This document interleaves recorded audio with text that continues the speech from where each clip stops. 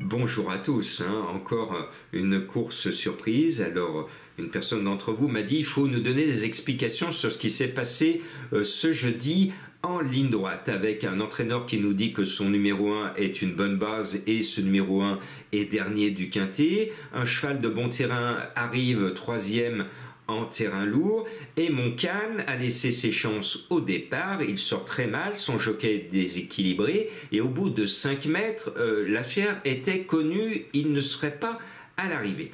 C'est pour ça que je suis contre les quintets, pas ce genre de course, mais je suis contre le fait qu'on nous propose régulièrement des quintets en ligne droite où tout se joue au départ et puis ensuite il y a un paquet à la corde, il y a un paquet à l'extérieur, il y a un petit paquet qui est au milieu, le petit paquet du milieu va soit à la corde, soit à l'extérieur et puis on nous dit après pour donner des excuses « Ah, j'étais dans le peloton qui allait moins vite » ou « Je suis content, j'ai gagné parce que j'étais dans le peloton qui allait plus vite ». Ce sont des courses qui, pour les quintéistes, je dis bien pour les quintéistes, ne sont pas des courses régulières. Ce sont des loteries et cela décourage les gens. Donc, mesdames et messieurs les organisateurs, arrêtez sur le planning et l'agenda des quintets 2025, arrêtez de nous servir ce genre de quintet parce que vous êtes en train de décourager pas mal de turfistes qui manquent pour la plupart de moyens. Et ils se sont fait encore plumer par une course loterie ce jeudi. Je vais essayer de me souvenir le coup suivant dans une course ligne droite, de vous mettre du 0 sur 5 et de vous alerter en disant allez jouer sur les autres courses et laissez passer ce quintet. Et n'oublions pas que malgré ces difficultés, certains ont trouvé le tiercé, ont touché le quintet, donc bravo à eux, mais c'est compliqué.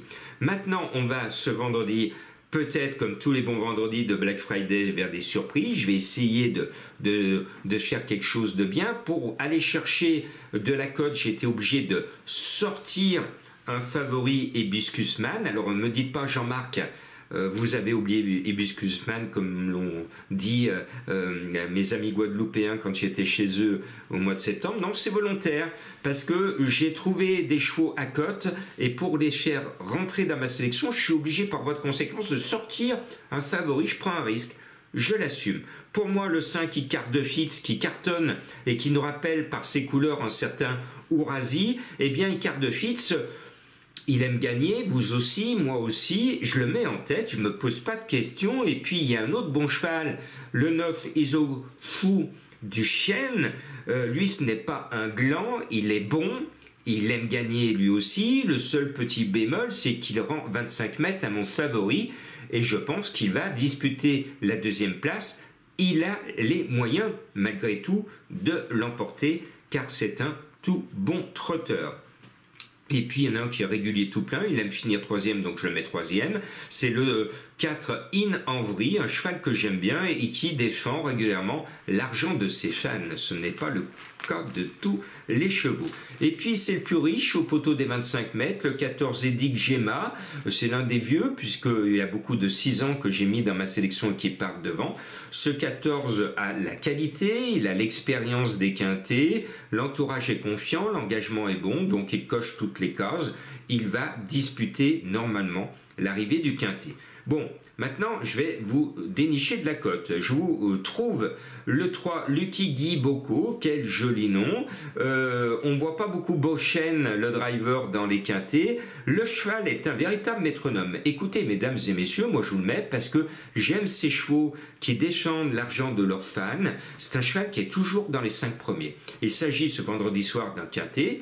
Il finit toujours dans les 5 premiers, il trotte sur des pieds qui décoiffent beaucoup de ses rivaux.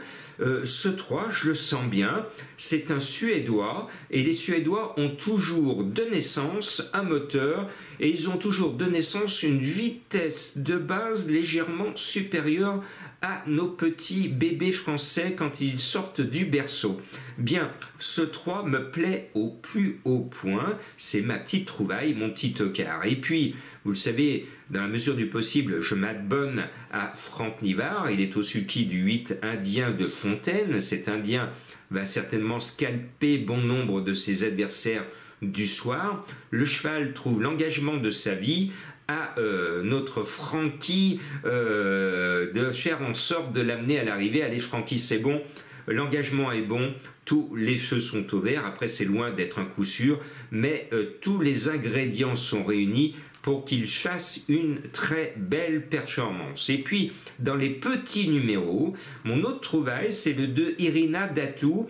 Alors, elle enfile les déceptions pendant que d'autres enfilent des perles. Disqualifiée, 6e, disqualifiée, 10e, 6e, 5e, disqualifiée, 13e, des bulles, on penserait voir un poisson rouge dans son bocal, des bulles. Et je mets ce cheval à bulles dans ma sélection, parce que je pense que ce cheval va se réveiller tout à l'heure. Je le sens bien, ce numéro 2. Et les abonnés des Pronos du Cœur savent bien pourquoi je le sens bien, ce cheval. Bien, et je termine avec, dans ma sélection avec le cheval de Madame Colombo. Vous avez vu, son cheval est à l'arrivée du Quintet ce jeudi, et même à l'arrivée du tiercé. C'est le 7 If You Can, 100% de réussite dans le quintet. Bon, c'est facile, il en a couru un, il est à l'arrivée de son seul quintet, donc le pourcentage est un peu facile. Ces 2 dernières courses peuvent paraître décevantes, mais regardez ses meilleures performances de l'année, et il a une chance régulière. Alors bien sûr, il est barré, pour le tiercé, il est barré, mais une 5e place peut lui revenir. Il va être à 30 ou 35 contre 1. Il va y avoir une surprise, alors pourquoi pas le cheval de Madame Colombo, excellent choix. J'ai pris un risque de ne pas mettre un favori pour le mettre dans ma sélection, et mes autres trouvailles, vous savez tout. Je termine par 2 chevaux mystères. Le premier est au grand galop. Et bien là, il faut vous intéresser aux origines des chevaux. Et si vous connaissez le frère d'Irésine, notre coqueluche lyonnaise qui court à l'international et qui nous donne des frissons à chacune de ses sorties avec Marie Vellon, eh bien vous allez découvrir le nom et ce cheval qui court ce vendredi, qui est le frère de notre Irésine régionale. Et puis mon deuxième cheval mystère a une coquille d'œuf sur la tête, et quand tout va mal, comme vous quand vous perdez, et il dit toujours cette réflexion, c'est vraiment trop injuste. Qui est-il? À vous de le découvrir.